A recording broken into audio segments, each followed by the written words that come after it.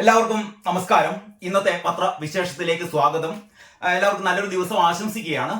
അപ്പോൾ ഇന്നലത്തെ ഏറ്റവും പ്രധാനപ്പെട്ട വാർത്തകൾ എങ്ങനെയാണ് നമ്മുടെ പത്രങ്ങൾ ഇന്ന് കൊടുത്തിരിക്കുന്നത് നോക്കാം. ഞാൻ ആദ്യം എടുക്കുന്നത് കേരളകൗമുദിയാണ്.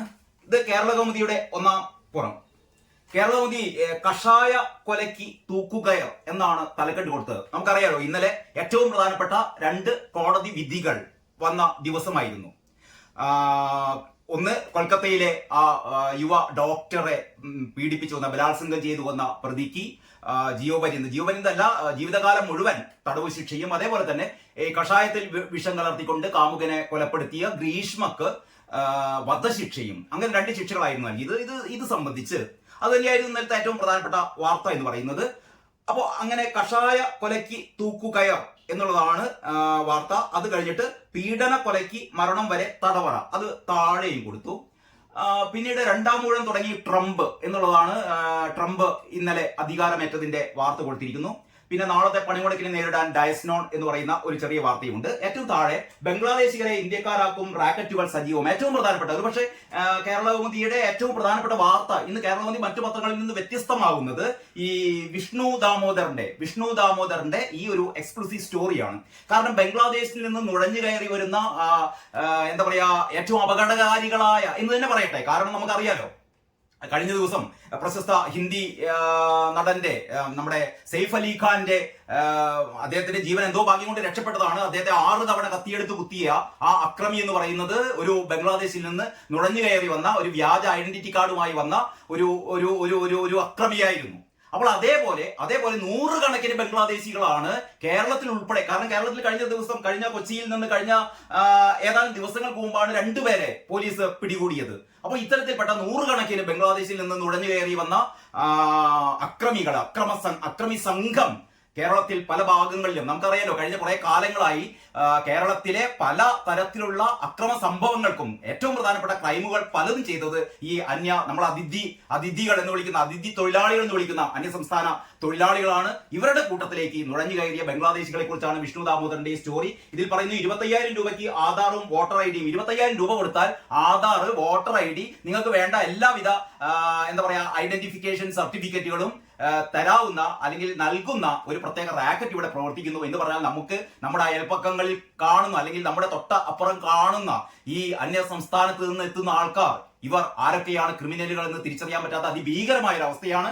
അതുകൊണ്ട് ഏറ്റവും നല്ല ഒരു സ്റ്റോറിയാണ് ഇതിന്റെ ഒരു ബോട്ടം ബാറായിട്ട് കൊടുത്തത്. അപ്പൊ ഇങ്ങനെയാണ് കേരളകൗമുദി ഇന്നത്തെ പത്രം രൂപകൽപ്പന ചെയ്തത്. ഇത് ഏറ്റവും മികച്ച പത്രമാണ് എന്ന് ഞാൻ പറയുന്നില്ല, കാരണം ഇതിനേക്കാൾ നല്ല രീതിയിൽ ഇന്ന് വാർത്ത കൊടുത്ത മറ്റു പത്രങ്ങളുണ്ട്. നമുക്ക് മറ്റൊരു പത്രം നോക്കാം, മാധ്യമം. പക്ഷേ ഏറ്റവും മുകളിൽ കൊടുത്തത് ട്രംപിന്റെ ഈ ട്രംപ് സ്ഥാനമേറ്റ വാർത്തയാണ്. ട്രംപ് പവർ എന്നാണ് തലക്കെട്ട് കൊടുത്തത്. ട്രംപ് പവർ, ആ തലക്കെട്ടിന് തന്നെ ഒരു പ്രത്യേക പവർ ഉണ്ടെന്ന് അറിയാലോ.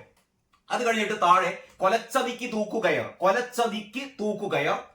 മറ്റേതിൽ കൊടുത്തത് ആർജിക്കർ ബലാത്സംഗ കൊല, പ്രതിക്ക് മരണം വരെ ജീവപര്യന്തം. അങ്ങനെ 2 കോടതി വിധികളും തൊട്ടടുത്തതായിട്ട് കൊടുത്തിരിക്കുന്നു. അതിൽ ഏറ്റവും പ്രധാനം കേരളത്തിലെ ഈ ഗ്രീഷ്മക്ക് തൂക്കുകയർ വിധിച്ചു തന്നെയാണ്. പിന്നീട് താഴെയുണ്ട് ആമോദ കണ്ണീർ. ഗസയില് അത് സാധാരണ ഞാൻ നേരത്തെ പറഞ്ഞ പോലെ മാധ്യമത്തിന്റെ ഒരു പ്രത്യേക അജണ്ട എന്നുള്ള രീതിയിൽ ഗസയെ കുറിച്ചുള്ള കണ്ണീരൊഴുക്ക് വീണ്ടും ഉണ്ട് താഴെ. അപ്പൊ ചുരുക്കി പറഞ്ഞാൽ ഇതാണ് ഏപ്രിൽ മുതൽ റേഷനും സെസ്. ഇതാണ് മാധ്യമത്തിന്റെ, നേരത്തെ ഞാൻ കേരളകൗമുദിയിൽ വിഷ്ണു ദാമോദറിന്റെ ഒരു സ്പെഷ്യൽ സ്റ്റോറി പറഞ്ഞ പോലെ ഈ മാധ്യമത്തിലെ സ്പെഷ്യൽ സ്റ്റോറി എന്ന് പറയുന്നത് ഇതാണ്. ഏപ്രിൽ മുതൽ റേഷനും സെസ്, അതായത് റേഷൻ കടകളിൽ റേഷൻ വാങ്ങുമ്പോൾ റേഷനും സെസ് ഏർപ്പെടുത്തുന്നു. നമുക്കറിയാലോ, പെട്രോൾ അടിച്ചു കഴിഞ്ഞാൽ അതിന് സെസ്, സ്വർണം വാങ്ങിക്കഴിഞ്ഞാൽ അതിന് സെസ്, KSRTC ബസ്സിൽ കയറി കഴിഞ്ഞാൽ അതിന് സെസ് എന്ന് പറഞ്ഞാൽ സാധാരണ ജനങ്ങളെ വീണ്ടും പിഴിഞ്ഞുകൊണ്ടിരിക്കുകയാണ് പിണറായി സർക്കാർ. ഇതാ, റേഷൻ വാങ്ങുന്നവരിൽ നിന്ന് പോലും ഒരു തവണ റേഷൻ വാങ്ങിയാൽ 1 രൂപ വീതം ഓരോ ആളിൽ നിന്നും പിരിച്ചെടുക്കുന്ന തരത്തിലുള്ള ഒരു സെസ്. ഇതിൽ പറയുന്നത് എങ്ങനെയാണെന്ന് അറിയോ? നീല വെള്ള കാർഡുടമകളിൽ നിന്ന് പ്രതിമാസം 1 രൂപ വീതം പിരിക്കും. അനിരു അശോകന്റെ സ്റ്റോറിയാണ്. അനിരു അശോകൻ അറിയാലോ, അനിരു അശോകൻ മാധ്യമത്തിലെ ഏറ്റവും പ്രഗത്ഭനായ റിപ്പോർട്ടറാണ്. അനിരു അശോകന്റെ പേരിലുള്ള ഒരു വിവാദങ്ങളൊക്കെ നമ്മൾ കേട്ടിരിക്കും. ഞാൻ അതിലേക്ക് കടക്കുന്നില്ല, കാരണം ഏറ്റവും മികച്ച അദ്ദേഹത്തിന്റെ ഒരു സ്റ്റോറി, അതിനെക്കുറിച്ച് ഇതിന്റെ സോഴ്സ്, ഈ വാർത്തകളുടെ സോഴ്സ് ഏതാണെന്ന് അറിയാൻ പോലും നമ്മുടെ സർക്കാർ, ഇടതുപക്ഷ സർക്കാർ ഒരു ശ്രമം നടത്തുകയുണ്ടായി. അതിന് അനിരു അശോകൻ ചേർത്തുന്നു. അനിരു അശോകൻ മാത്രമല്ല, മാധ്യമ സ്ഥാപനവും വളരെ ധീരമായി അനിരു അശോകന്റെ കൂടെ ഉണ്ടായിരുന്നു. അപ്പൊ അനിരു അശോകന്റെ ഏറ്റവും പ്രധാനപ്പെട്ട സ്റ്റോറിയാണ്. ആ സ്റ്റോറി പറയുന്നു, മുൻഗണന ഇതര വിഭാഗങ്ങളായ നീല വെള്ള റേഷൻ കാർഡ് ഉടമകളിൽ നിന്ന് റേഷന് പ്രതിമാസം 1 രൂപ സെസ് പിരിക്കാൻ ധനവകുപ്പിന്റെ പച്ചക്കൊടി. റേഷൻ വ്യാപാരി ക്ഷേമനിധി ബോർഡിന്റെ വരുമാനം വർദ്ധിപ്പിക്കുന്നത് ലക്ഷ്യമിട്ടാണ് വെൽഫെയർ ഫണ്ട് സെസ് ഇനത്തിൽ 1 രൂപ ഈടാക്കുക. ഇത് സംബന്ധിച്ച് ഭക്ഷ്യ പൊതുവിതരണ കമ്മീഷണറുടെ റിപ്പോർട്ട് ഭക്ഷ്യവകുപ്പ് കഴിഞ്ഞ ജൂണിൽ അംഗീകരിച്ചിരുന്നു. മുഖ്യമന്ത്രിയുടെ അനുമതി ലഭ്യമാക്കുന്നവർക്ക് ഏപ്രിൽ മുതൽ സെസ് നടപ്പാക്കുമെന്നാണ് വിവരം. 1 വർഷത്തേക്കാകും സെസ്.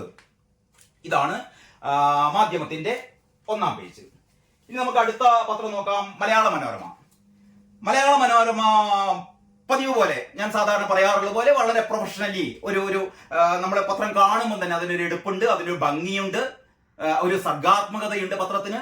ഇതാ ഈ മലയാള മനോരമ എന്ന് പറയുന്ന ഈ മാസ്റ്ററ്റിന്റെ ഉള്ളിലാണ് ലോകം സാക്ഷി ട്രംപ് 2 തുടങ്ങി എന്ന് പറയുന്ന ട്രംപിന്റെ അധികാരമേറ്റ വാർത്ത വളരെ കലാപരമായി മലയാള മനോരമ എന്ന് എഴുതിയതിന്റെ ഉള്ളിൽ അതിനോടുകൂടി ഇമ്പോസ് ചെയ്ത് കൊണ്ട് വെച്ചിരിക്കുന്നു. അതിൽ 2 പടമുണ്ട്. ഒന്ന് ട്രംപും നമ്മുടെ ഭാര്യ മെലാനിയയും കൂടി നിൽക്കുന്ന പടം വലതുഭാഗത്ത് US വൈസ് പ്രസിഡന്റ് JD വാൻസും ഭാര്യ ഉഷ വാൻസും തമ്മിൽ നിൽക്കുന്ന പടമാണ്. അങ്ങനെ 2 പടവും അതിന്റെ തലക്കെട്ടും കൊടുത്തിട്ട് ബാക്കി വാർത്തകൾ അതിന്റെ ഉൾപേജിലാണുള്ളത്.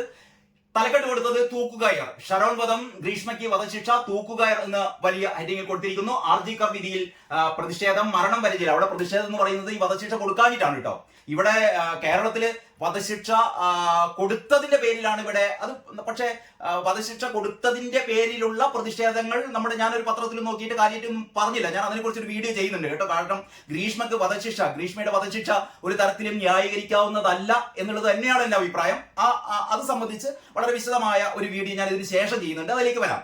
ഞാൻ യഥാർത്ഥത്തിൽ ഇപ്പം ചെയ്യാൻ ഉദ്ദേശിക്കുന്നത് ഈ വിവിധ പത്രങ്ങൾ എങ്ങനെയാണ് ഇന്നത്തെ ഈ വാർത്തകൾ കൊടുത്തിരിക്കുന്നത് എന്ന് നിങ്ങളെ ഒന്ന് പരിചയപ്പെടുത്താൻ വേണ്ടിയിട്ടാണ്. പിന്നീട് ട്രംപ് വീണ്ടും മാറ്റങ്ങളും എന്ന് പറയുന്ന നേരെ മുകളിൽ തന്നെ കൊടുത്തതിന് ശേഷം ട്രംപിന്റെ ഇനി എന്താണ് ട്രംപ് ചെയ്യാൻ പോകുന്നത്, ഒരുപാട് മാറ്റങ്ങൾ. പ്രത്യേകിച്ച് നമുക്കറിയാലോ ഈ ഗാസയിലെ വെടിനിർത്തൽ അല്ലെങ്കിൽ ഇസ്രായേലും ഗാസയും തമ്മിലുള്ള സംഘർഷം, ഹമാസ് ഒക്കെ അവസാനം ഈ ഒരു വെടിനിർത്തലിന് തയ്യാറായത്. ഹമാസ് എന്ന് പറയുന്ന ഹമാസ് ഭീകരർ, അങ്ങനെ തന്നെ പറയട്ടെ, ഹമാസ് ഭീകരർ. മലയാള പത്രങ്ങളൊന്നും ഹമാസ് ഭീകരർ എന്ന് പറയാറില്ല, പേടിയാണ്. ഹമാസ് പോരാളികളൊക്കെയാണല്ലോ അവർക്ക്. അപ്പൊ ഈ ഹമാസ് ഭീകരരുടെ ഈ അഴിഞ്ഞാട്ടം അല്ലെങ്കിൽ അവരുടെ ഈ കൊടും ക്രൂരതകൾ, അതിൽ നിന്നാണല്ലോ യുദ്ധം തുടങ്ങുന്നത്. ഇസ്രായേൽ കടന്നു കയറി അവിടെ 1400ഓളം ഗർഭിണികളെയും കൊച്ചു കുഞ്ഞുങ്ങളെയും കഴുത്തറുത്ത് കൊന്ന് അവിടെ നിന്ന് ഏതാണ്ട് 250-ൽ പരം ആളുകളെ ബന്ദികളാക്കി പിടിച്ചുകൊണ്ടുപോയ ഏറ്റവും നടുക്കുന്ന ആ സംഭവം. അതിനെ തുടർന്നാണ് ഇസ്രായേൽ യുദ്ധം പ്രഖ്യാപിക്കുന്നത്. പക്ഷെ ഇന്ന് ആരും പറയുന്നില്ല ഇസ്രായേലിന്റെ വംശീയ ഹത്യ, ഇസ്രായേൽ നടത്തുന്ന വംശീയ ഹത്യ. ഇസ്രായേൽ ഒരു ദിവസം രാവിലെ നെതന്യാഹുവിന് ഒരു സ്വപ്ന ദർശനം കാണുകയാണ്, നാളെ പോയി ഇങ്ങാണ്ട് അടിക്കാം, നാളെ പോയി ഇങ്ങാണ്ട് ഗാസയില് നമുക്ക് ബോംബിടാം എന്ന് നെതന്യാഹു സ്വപ്നം കണ്ട് പിറ്റേന്ന് രാവിലെ ഗാസയിൽ പോയി ഇങ്ങാണ്ട് ബോംബിട്ടതല്ല, അല്ലെങ്കിൽ ഗാസയിൽ പോയി ഇങ്ങാണ്ട് അവിടെ ആക്രമണം നടത്തിയതല്ല.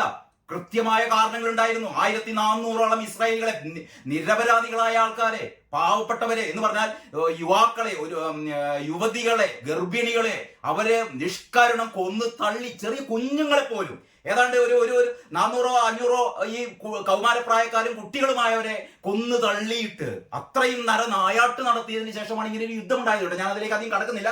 ഏതായാലും ഇതിനൊക്കെ കാരണം എന്ന് പറഞ്ഞാൽ ട്രംപ് പറഞ്ഞു 20-ാം തീയതിക്കകം ഞാൻ അധികാരം ഏൽക്കുന്നതിന് മുമ്പ് അവിടെ വെടിനിർത്തൽ ഉണ്ടായിട്ടില്ലെങ്കിൽ ഞാൻ തകർത്ത് തരിപ്പണമാക്കുന്ന പറഞ്ഞത് ഇസ്രായേലിനെ അല്ല, ഹമാസിനോടാണ് പറഞ്ഞത്. പിന്നെ ഹമാസ് ഉണ്ടാവില്ല. ഹമാസിനല്ലേ തന്നെ ഇസ്രായേല് ഹനിയ മുതൽ ഇങ്ങോട്ടേക്കുള്ള സിൽവർ നമ്മുടെ നേതാക്കന്മാർ മുഴുവനും, ഞാൻ ആ പേരുകൾ പെട്ടെന്ന് ഓർത്തെടുക്കാൻ പറ്റുന്നില്ല. ഹനിയെ കൊലപ്പെടുത്തിയത് അറിയാം. പിന്നെ അതോടുകൂടി അത്തരത്തിൽപ്പെട്ട ഈ മുൻനിര നേതാക്കളെ മുഴുവനും ഇസ്രായേൽ വകവരുത്തി കഴിഞ്ഞു. ഹമാസ് എന്ന് പറഞ്ഞാൽ ഇല്ല, ഹമാസിനെ തീർത്തു കഴിഞ്ഞു ഏതാണ്ട്. പക്ഷെ ഇപ്പോഴും നമ്മുടെ ആൾക്കാർ ഹമാസിനാണ് വിജയം, ഹമാസിനെ പേടിച്ചിട്ടാണ് ഇസ്രായേൽ വെടിനിർത്തലിന് സന്നദ്ധരായത് എന്നൊക്കെ പറയുന്ന വേർഷൻസ് ഉണ്ട് കേട്ടോ. അതവിടെ നിൽക്കട്ടെ. അപ്പൊ ഏതായാലും ട്രംപ് അധികാരത്തിൽ എത്തുന്നതിന്റെ മുന്നോടിയായി എനിക്ക് തോന്നുന്നത് ട്രംപിന്റെ ഏറ്റവും വലിയ വിജയം എന്ന് പറയുന്നത് തന്നെയാണ് കഴിഞ്ഞ ഒരു 1.5 വർഷമായി ഐക്യരാഷ്ട്ര സംഘടന ഉൾപ്പെടെയുള്ള ലോക സംഘടന അല്ലെങ്കിൽ ലോകത്തെങ്ങുമുള്ള വിവിധ രാജ്യങ്ങൾ കിണഞ്ഞ് ശ്രമിച്ചിട്ടും ശാന്തമാകാതിരുന്ന പശ്ചിമേഷ്യയില് വെടിനിർത്തൽ എന്ന് പറയുന്ന ഒരു സംഭവം കൊണ്ടുവന്നത് ട്രംപിന്റെ ആ ഒരൊറ്റ ആജ്ഞയാണ്. ഞാൻ അധികാരമേൽക്കുന്നതിന് മുമ്പ് വെടിനിർത്തിക്കൊള്ളണം, അല്ലെങ്കിൽ ഞാൻ ശരിയാക്കും എന്ന് തന്നെയാണ് പറഞ്ഞത്. അതിനനുസരിച്ചാണ് അവിടെ വെടിനിർത്തലുണ്ട്. ഇനി രണ്ടാമത് യുക്രൈൻ-റഷ്യ യുദ്ധമുണ്ട്. അതും മിക്കവാറും എനിക്ക് തോന്നുന്നു ഈ മാസം തന്നെ അതിനുള്ള ഒരുക്കങ്ങൾ പുടിനുമായി ചർച്ച നടത്തും, സെലൻസ്കിയുമായി ചർച്ച നടത്തും. ആ രീതിയിലുള്ള ഈ റഷ്യ യുക്രൈൻ യുദ്ധം തീർക്കാനും കൂടി ട്രംപ് ശ്രമിച്ചേക്കും. അങ്ങനെ അത് സംബന്ധിച്ചുള്ള ഇനി എന്തൊക്കെയാണ് അമേരിക്കയിൽ നടക്കാനിരിക്കുന്നത്, അല്ലെങ്കിൽ ലോക രാജ്യങ്ങളിൽ എന്തൊക്കെയാണ് ട്രംപിന്റെ ഈ അധികാരമേൽക്കലിന് ശേഷം, രണ്ടാം തവണ അധികാരമേൽക്കലിന് ശേഷം സംഭവിക്കാൻ പോകുന്നത് എന്നുള്ളതിനെ കുറിച്ചാണ് മനോരമ പറയുന്നത്. പിന്നീട് നാളത്തെ സമരത്തിന്റെ ഡയസ്നോൺ എന്ന് പറയുന്ന വാർത്തയും കൂടി ഒന്നാം പേജിൽ കൊടുത്തിട്ടുണ്ട്. പിന്നീട് ഇത്രയാണ് മലയാള മനോരമയുടെ ഒന്നാം പേജ് എന്നുള്ളത്. ഇനി നമുക്ക് മാതൃഭൂമി. എനിക്ക് തോന്നുന്നു ഇന്ന് കുറേ കൂടിയും നല്ല പത്രം എന്ന് പറയുന്നത് മാതൃഭൂമിയാണ് കേട്ടോ. ഒന്നാം പേജ് നോക്കുമ്പോൾ വിവിധ പത്രങ്ങളുടെ ഒന്നാം പേജുകൾ കമ്പയർ ചെയ്യുമ്പോൾ ഇന്നിറങ്ങിയ ഏറ്റവും നല്ല പത്രം, വളരെ ഇൻഫോർമേറ്റീവായ പത്രം, വളരെ ഒതുക്കത്തിൽ കാര്യങ്ങൾ കൊടുത്തിരിക്കുന്ന പത്രം, വളരെ അച്ചടക്കത്തോടെ അല്ലെങ്കിൽ വളരെ വളരെ സിസ്റ്റമാറ്റിക് ആയിട്ട് വാർത്തകൾ കൊടുത്തിരിക്കുന്ന പത്രം എന്ന് പറയുന്നത് മാതൃഭൂമിയാണ്. മാതൃഭൂമിയുടെ തലക്കെട്ട് മരണം വരെ ശിക്ഷ എന്നുള്ളതാണ്. ആ തലക്കെട്ടിന് ഒരു പ്രത്യേക ഒരു പവർ ഉണ്ട്. മരണം വരെ ശിക്ഷ. ഒരു ഗ്രീഷ്മക്കാവട്ടെ, ഗ്രീഷ്മക്കും മരണം വരെ ശിക്ഷയാണ്, തൂക്കുകയർ എന്താ പറയാ വധശിക്ഷ വിധിച്ചു. മറ്റേ പുള്ളിക്ക് എന്താ പറയാ സഞ്ജയ് റാവു എന്ന് പറയുന്ന RK മെഡിക്കൽ കോളേജിലെ കൊൽക്കത്ത മെഡിക്കൽ കോളേജിലെ ഈ എന്താ പറയാ അവിടുത്തെ മെഡിക്കൽ വിദ്യാർത്ഥിനിയെ അതിക്രൂരമായ ബലാത്സംഗം ചെയ്തു വന്ന ആ പ്രതിക്ക് ജീവിതകാലം മുഴുവൻ തടവ്, വെറും ജീവപര്യന്തമല്ല കേട്ടോ, ജീവിതകാലം മുഴുവൻ തടവ് എന്നുള്ള ആ ശിക്ഷ. അതുകൊണ്ട് മരണം വരെ ശിക്ഷ രണ്ടുപേർക്കും.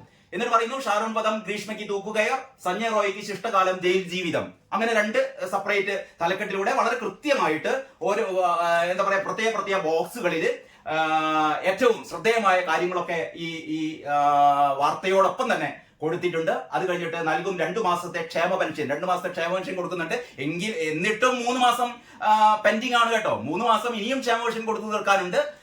ഇപ്രാവശ്യം ഒരു കുടിശ്ശിക കൂടി, ശരിക്കും 4 മാസത്തെ പെൻഷനായിരുന്നു പെൻഡിങ് കുടിശ്ശികയായിരുന്നത്. അതിൽ 1 മാസത്തതും ഈ മാസത്തെയും കൂടിയിട്ട് 2 മാസത്തെ ക്ഷേമ പെൻഷൻ കൊടുക്കാൻ വേണ്ടി പോകുന്നു എന്നുള്ള പറയുന്ന വാർത്തയുണ്ട്. ഇനി യു എസിന് സുവർണകാലം. ട്രംപ് പറയുന്നു ഇനി US സുവർണകാലമാണ്, നമുക്കൊക്കെ ആഗ്രഹിക്കാം. US മാത്രമല്ല ഇന്ത്യക്കും അതുകൊണ്ട് ഒരു സുവർണകാലം ആകട്ടെ എന്ന് നമുക്ക് പ്രതീക്ഷിക്കാം. പണിമുടക്ക് നാളെ ഡയസ്നോൺ. ആ വാർത്ത കൂടി ഒന്നാം പുറത്തുണ്ട്. ഇങ്ങനെയാണ് മാതൃഭൂമിയുടെ തലക്കെട്ട് എന്ന് പറയുന്നത്. ട്രംപ് അധികാരമേൽക്കുന്നതിന്റെ ഫോട്ടോയുണ്ട് കേട്ടോ. US ക്യാപിറ്റോൾ മന്ദിരത്തിലെ റോട്ടൻഡ ഹാളിൽ തിങ്കളാഴ്ച നടന്ന ചടങ്ങിൽ US-ന്റെ 47ാം പ്രസിഡന്റായി ഡൊണാൾഡ് ട്രംപ് സത്യപ്രതിജ്ഞ ചെയ്യുന്നു എന്ന് പറയുന്ന പടവും കൂടി കൊടുത്തിട്ടുണ്ട്. ഇങ്ങനെയൊക്കെയാണ് മാതൃഭൂമിയുടെ ഒന്നാം പുറം എന്ന് പറയുന്നത്. ഇനി നമുക്ക് ദേശാഭിമാനിയുടെ ഒന്നാം പേജ്. ദേശാഭിമാനിയും അതേപോലെ തന്നെ മറ്റു പത്രങ്ങളെ പോലെ തന്നെ ഈ കാര്യം, കാരണം ഇതിൽ രണ്ടിലും സഖാക്കളുടെ ഇടപെടൽ ഇല്ലല്ലോ. ഈ രണ്ട് ക്രൈമിലും സഖാക്കന്മാരും ഉൾപ്പെട്ടിട്ടില്ല. അതുകൊണ്ട് പ്രത്യേകിച്ച് വാർത്ത മൂടി വെക്കേണ്ട കാര്യമൊന്നുമില്ല. വധശിക്ഷ, ഗ്രീഷ്മ കൊടും ക്രിമിനൽ എന്ന് കോടതി, വധശിക്ഷ എന്ന് പറയുന്ന ഒരു തലക്കെട്ട്. നമ്മുടെ ഇവിടെ ശ്രദ്ധിക്കേണ്ട ഒരു കാര്യമുണ്ട് കേട്ടോ. ഗ്രീഷ്മ കഷായത്തിൽ വിഷം കലർത്തി കാമുകനെ കൊന്നു എന്നുള്ള രീതിയിലാണ് കേസ് പോയത്. ആ രീതിയിലാണ് വധശിക്ഷ വിധിച്ചത്. ഇവിടെ CPMന്റെ ക്രിമിനലുകൾ നടത്തിയ നിരവധിയായ ഇതിനൊക്കെ ഒരു വൈകാരിക തലമുണ്ട്. ഈ കൊലക്കൊക്കെ ഒരു വൈകാരിക തലമുണ്ട്. ഈ കൊലപാതകത്തിന് പ്രത്യേക കാരണമുണ്ട്. മറ്റേതല്ല, രാഷ്ട്രീയ കൊല എന്ന് പറഞ്ഞാൽ ഒരു പരിചയമില്ലാത്ത TP ചന്ദ്രശേഖരനെ കൊന്ന പ്രതികൾക്ക് TP ചന്ദ്രശേഖരനുമായി ഒരു ബന്ധവുമില്ലാത്ത പാർട്ടിയുടെ നിർദ്ദേശാനുസരണം പോയി കണ്ട് വെട്ടിക്കൊല്ലുകയായിരുന്നല്ലോ. കൃപേഷിനെയും ശരത് ലാലിനെയും അങ്ങനെ ആയിരുന്നല്ലോ. ഇവരുമായിട്ടുള്ള പ്രത്യേകിച്ച് തർക്കങ്ങളുടെ പേരിലല്ലല്ലോ കൊന്നത്. ഇതൊക്കെ പാർട്ടിയുടെ എന്താ പറയാ വളരെ കൃത്യമായ ഗൂഢാലോചനക്ക് ഇരയായി, അല്ലെങ്കിൽ ഗൂഢാലോചനയെ തുടർന്ന് വകവരുത്തുകയായിരുന്നു, വെട്ടിക്കൊല്ലുകയായിരുന്നു. അപ്പൊ നമ്മുടെ കൺമുന്നിലുണ്ട് 51 വെട്ടിക്കൊന്ന പാർട്ടിയുടെ ഗുണ്ടകൾ. അതേപോലെ ശരത് ലാലിനെയും കൃപേഷിനെയൊക്കെ കൊലപാതക കേസിൽ ഉൾപ്പെട്ട ഈ നമ്മുടെ 4 CPM നേതാക്കന്മാരെ അവരുടെ ശിക്ഷ സ്റ്റേ ചെയ്തതിനു ശേഷം ജയിലിൽ നിന്ന് പുറത്തേക്ക് വരുമ്പോൾ മുന്നോട്ട് ജയ് വിളിച്ചവര് ആ ഒരു പത്രമാണ്. അവർക്കൊക്കെ വേണ്ടി, കൊലയാളികൾക്ക് വേണ്ടി കുഴലൂത്ത് നടത്തുന്ന, കൊലയാളികളായ സ്വന്തം പാർട്ടിയിലെ കൊലയാളികൾക്ക് വേണ്ടിയിട്ട് കുഴലൂത്ത് നടത്തുന്ന, ആ കൊലയാളികൾക്ക് വേണ്ടി ജയ് വിളിക്കുന്ന ആ കൊലയാളികളാണ് പാർട്ടിയുടെ ശക്തി എന്ന് പറയുന്ന ദേശാഭിമാനിക്ക്. പക്ഷേ ഇന്നത്തെ ഈ ക്രൈമിനെ സംബന്ധിച്ചിടത്തോളം പ്രത്യേകിച്ച് നിലപാടുകളൊന്നുമില്ല. കാരണം എന്താണ്? ഗ്രീഷ്മയെ സംബന്ധിച്ചിടത്തോളം, അല്ലെങ്കിൽ ഗ്രീഷ്മ കൊലപ്പെടുത്തി എന്ന് പറയപ്പെടുന്ന ഷാരോണിനെ സംബന്ധിച്ചിടത്തോളം അവർക്ക് പ്രത്യേകിച്ച് താല്പര്യങ്ങളൊന്നും ഇല്ലാത്തതുകൊണ്ട് വധശിക്ഷ. ഗ്രീഷ്മ കൊടും ക്രിമിനൽ എന്ന് കോടതി. ഗ്രീഷ്മ കൊടും ക്രിമിനലാണ്. പക്ഷേ ശരത് ലാലിനെയും കൃപേഷിനെയും കൊന്ന ഈ CPM ഗുണ്ടകൾ കൊടും ക്രിമിനലുകളല്ല കേട്ടോ. അതേപോലെ തന്നെ TP ചന്ദ്രശേഖരനെ 51 വെട്ടിക്കൊന്ന എന്താ പറയാ നമ്മളെ കൊടി സുനിയും കിർമാണി മനോജും ട്രൗസർ മനോജും തുടങ്ങിയുള്ള അതിഭീകരരായ കൊലയാളികളൊന്നും ക്രിമിനലുകളല്ല കേട്ടോ. അവരുടെ നൂലുകെട്ടിനും അവരുടെ കല്യാണത്തിനും അവരുടെ വീട്ടുകൂടലിനും പാലുകാച്ചലിനും ഒക്കെ ഞങ്ങളുടെ സഖാക്കൾ പോകും.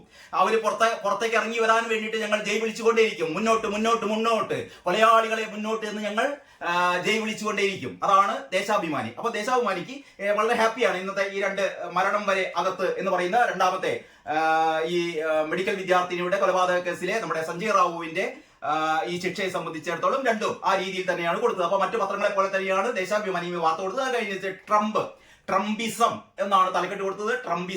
ട്രംപ് അമേരിക്കയുടെ 47ാം പ്രസിഡന്റായി അധികാരമേറ്റു എന്ന് പറയുന്ന വാർത്ത. അതിൽ പറയുന്നു US ആണും പെണ്ണും മാത്രം മതി. ഒരു ചെറിയ കുത്തുണ്ട്. കാരണം ട്രംപ് ട്രാൻസ്ജെൻഡേഴ്സിന് എതിരാണ് അത്രേ. അപ്പം US ആണും പെണ്ണും മാത്രം മതി എന്ന് പറയുന്ന ഒരു എന്താ പറയാ ഒരു ഹൈലൈറ്റ് അവിടെ കൊടുത്തിട്ടുണ്ട്. അതിന്റെ വാർത്തയിലേക്ക് നമ്മൾ കടക്കാം. ഏതായാലും ഞാൻ തലക്കെട്ടുകൾ മാത്രമാണ് നിങ്ങളെ പരിചയപ്പെടുത്തുന്നത്. മറ്റൊന്ന് അവർ മടങ്ങി ശവപ്പറമ്പിലേക്ക്. ഞാൻ നേരത്തെ പറഞ്ഞ പോലെ നമ്മുടെ മാധ്യമം പത്രത്തിന്റെ കൂടെ തന്നെ ദേശാഭിമാനിയുണ്ട്. ഇസ്ലാമിക തീവ്രവാദികൾ എവിടെയുണ്ടോ, ഇസ്ലാമിക തീവ്രവാദികൾക്ക് മാധ്യമം കൈപോക്കുന്ന പോലെ തന്നെ ഇസ്ലാമിക തീവ്രവാദികളോടൊപ്പമാണ് ദേശാഭിമാനിയും. പക്ഷേ നമ്മൾ ചിലപ്പം ഇവിടെ പറയും ജമാഅത്തെ ഇസ്ലാമിയുമായി കൂട്ടില്ല, അല്ലെങ്കിൽ PDPയുമായി കൂട്ടില്ല, SDP-യുമായി കൂട്ടില്ല എന്നൊക്കെ പറയും. പക്ഷെ അന്തർധാര, വളരെ ശക്തമായ അന്തർധാര തന്നെയുണ്ട്. അതിന്റെയൊക്കെ തെളിവാണ് അവർ മടങ്ങി ശവപ്പറമ്പിലേക്ക്. ഗാസയിൽ ഒരുപാട് ശവശരീരങ്ങൾ കണ്ടുകിട്ടിയ ഒരു വാർത്തയാണ് കേട്ടോ.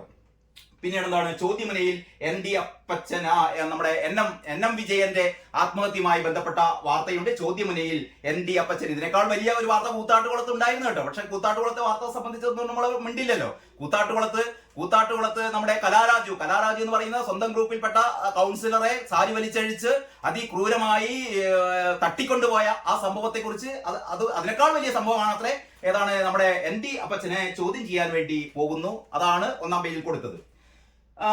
അപ്പൊ ഇങ്ങനെയൊക്കെയാണ് നമ്മുടെ ദേശാഭിമാനിയുടെ തലക്കെട്ട്. അപ്പൊ ഞാനിപ്പോ ദേശാഭിമാനി, മാതൃഭൂമി, മനോരമ, കേരളകൗമുദി തുടങ്ങിയ പത്രങ്ങൾ, ഈ 5 പത്രങ്ങൾ എങ്ങനെയാണ് ഇന്ന് ജസ്റ്റ് ഈ വാർത്തകൾ കൊടുത്തിരിക്കുന്നതെന്ന് മാത്രമാണ് ഈ വീഡിയോയിൽ നിങ്ങളെ പരിചയപ്പെടുത്തുന്നത്. ബാക്കി ഈ വാർത്തകളുടെ പിന്നാമ്പുറങ്ങൾ തേടി പോകുമ്പോൾ ഒരുപാട് രസകരമായ കാര്യങ്ങൾ മാത്രമല്ല, വളരെ എന്താ പറയാ, നമ്മള് വിമർശന ബുദ്ധിയാ കാണേണ്ട, അല്ലെങ്കിൽ പത്രം ഒരിക്കലും പറ്റാത്ത ഒരുപാട് നെറിയേടുകൾ ഇന്ന് മിക്കവാറും പത്രങ്ങളൊക്കെ ചെയ്തിട്ടുണ്ട്. അതിനെക്കുറിച്ച് അടുത്ത വീഡിയോയിൽ നമുക്ക് സംസാരിക്കാം. ഏതായാലും എല്ലാവർക്കും നന്ദി, നമസ്കാരം.